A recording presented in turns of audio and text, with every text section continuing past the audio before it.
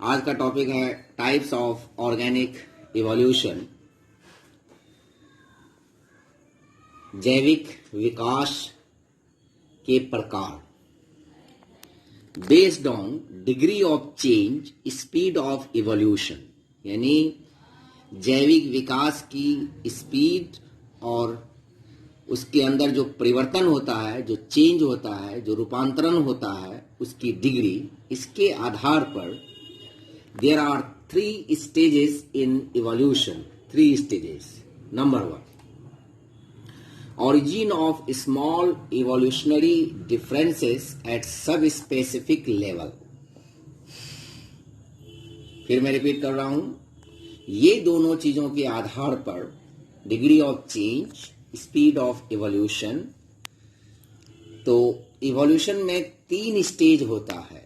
Number 1, origin of small evolutionary differences at subspecific level. Modification in large group of animals producing species and genera by adaptive radiations. Evolution of new types from their predecessors by large genetic changes. ये 3 stage होता है। पहले सब specific level पर छोटे से differences पैदा होता है, चेंज पैदा होता है। फिर लार्ज ग्रुप में एडेप्टिव रेडिएशन की वजह से स्पेसीज बनता है, जेनरा बनता है। और थर्ड जो है, जब वही चीज काफी गहराई में पहुंच जाता है तो न्यू टाइप्स पैदा होता है। ये 3 स्टेज है जैविक विकास में। अब ऑर्गेनिक इवोल्यूशन के ऐसे तो बहुत सारे टाइप हैं, लेकिन यहां पर कोर्स के हिसाब से मैंने 3 लिया है। माइक्रो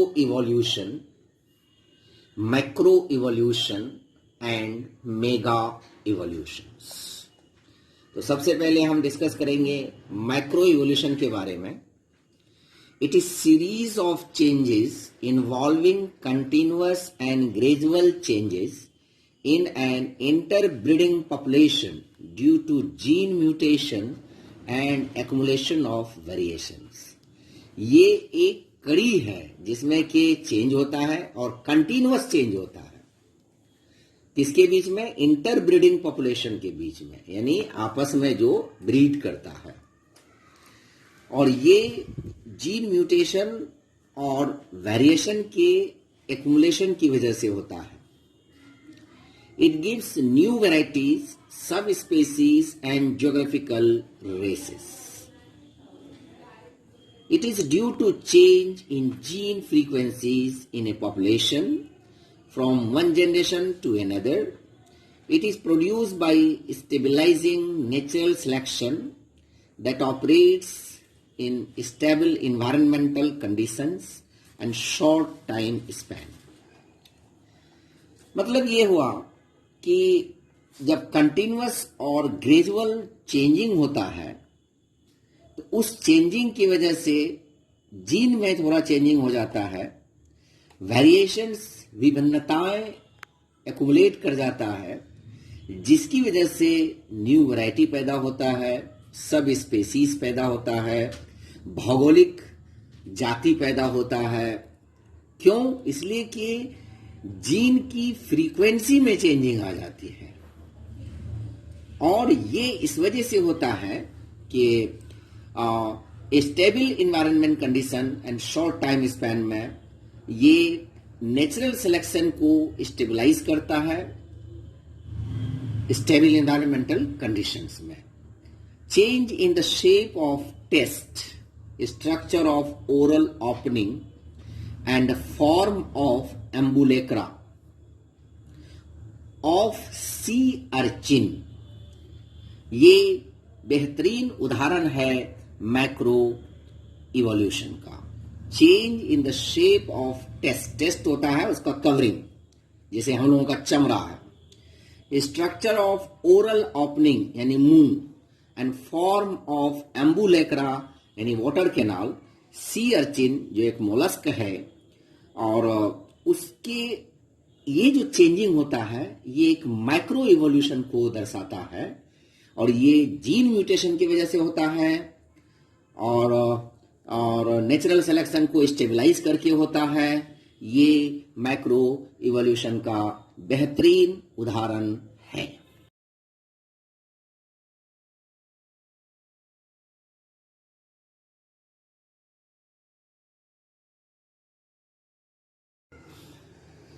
एम्बुलेक्रा ऑफ माइक्रोएस्टर कॉर्बोविस, ये एक सी अर्चिन है, टू मैक्रास्टर कोरेंजीनम, ये यानी ये स्पेसीज, इस स्पेसीज में जो चेंज होता है इस स्पेसीज में, तो ये किस बेसिस पर कि shape of opening, oral opening यानी mouth, shape of ambulacra and structure of test, ये सब की वजह से। Macro evolution is also called sequential line evolution. Macroevolution is also called sequential line evolution.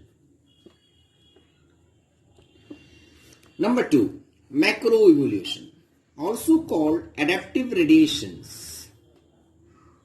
It includes evolutionary changes above the species level leading to produce new adaptive type through genetic divergence and morphological and cytological changes. ये एक प्रकार का, इसको हम adaptive radiation भी कहते हैं। ये स्पेसीज से ऊपर यानी फैमिली, ऑर्डर और सब ऑर्डर, टैक्सा, जेनेरा, ये सब में होता है ये इवोल्यूशन। इससे पहले वाला जो था वो सब स्पेसीज लेवल पर होता था। तो above the species level to produce new adaptive type, किसकी वजह से? Genetic divergence, morphological and cytological change. Morphological and genetic divergence किस वजह से होता है? जेनेटिक डाइवर्जेंस और मॉर्फोलॉजिकल यानी शेप, आकार, प्रकार, साइटोलॉजिकल यानी कोशिकीय, ये सब चीजों में जो रूपांतरण होता है। The changes are due to macromutation resulting formation of new genera, families and orders, यानी ये स्पेसीज से ऊपर का हो गया, इसमें चेंजिंग होता है। It occurs in individual entering new environmental zone which is free of competition. It is a directional change. It is called orthogenesis by Darwin. तो यहां पर एक बहुत इंपॉर्टेंट बात यह है, मान लिया कि एक आदमी यहां से निकला और बिल्कुल न्यू इन्वायरमेंटल जोन, वातावरण कंडीशन में जाकर के एंट्री किया और एंट्री करने के बाद वहां पर जो उसके फिजिक में चेंजिंग आई, आकार, रूप, रेखा में, जो उसके कोशिकीय में चेंजिंग आई, जो उसके अंदर एडेप्टिव रेडिएशन हुआ और वहां जो एक नए टाइप का स्पेसीज वो बनाया, इसी को हम मैक्रो इवोल्यूशन कहते हैं। Example, evolution of horse, Darwin finches, evolution of camel, evolution of elephant, adaptive radiation.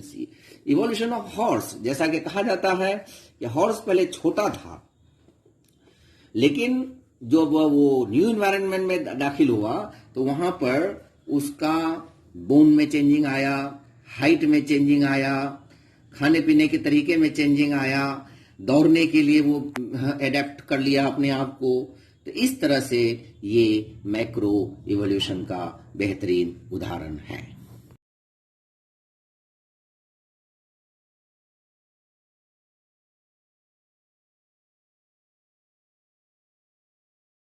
Third type है मेगा इवोल्यूशन। जैसा कि नाम suggest, it is formation of new groups, classes और phyla from its predecessors by general adaptation. It occurs rarely in the evolutionary history. In this organism attempt to enter into a new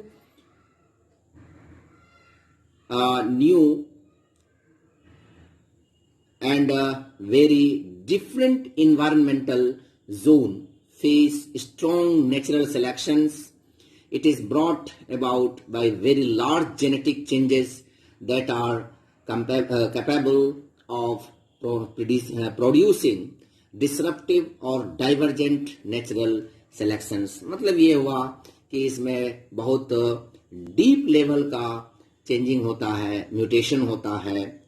पहला भी mutation था वो gene mutation की वजह से था, दूसरा जो है मैक्रो म्यूटेशन की वजह से हुआ, तीसरा जो है ये मेगा म्यूटेशन, लार्ज म्यूटेशन की वजह से ये जो चेंजिंग आया, चेंजिंग की वजह से एक न्यू फाइला डेवलप किया, न्यू चीजें डेवलप किया, नए टाइप को डेवलप किया. इसी को हम मेगा इवोल्यूशन करें. जैसे इवोल्यूशन ऑफ बर्ड्स, ये रिप्टाइल से आया है, रिप्टाइल से आया है.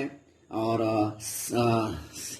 रिप्टाइल से इवोल्यूशन ऑफ प्लेसेंटल मैमल्स, जो एडवांस किस्म का मैमल है, ये अपने प्रीडिसेसर यानी अपने आबादात से डेवलप हुआ है. Evolution of flowering plants and seed plants, they are the example of mega evolutions. Mega evolution is always followed by micro and macro. मतलब इसमें पहले माइक्रो इवोल्यूशन होता है, फिर मैक्रो इवोल्यूशन होता है, उसके बाद जब अगर बहुत ज़्यादा लार्ज का म्यूटेशन होता है तब मेगा इवोल्यूशन होता है.